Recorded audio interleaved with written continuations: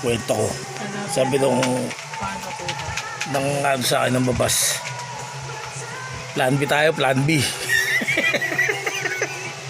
Kasi naunahan ko eh, di ba? May mga ganyan saltik.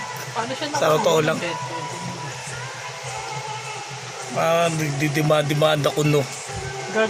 Baka sila yung mapunta sa Hoyo. O, di ba? Sa mga boses hindi totoo yan. Hindi inaano na korte yan. Video camera pwede.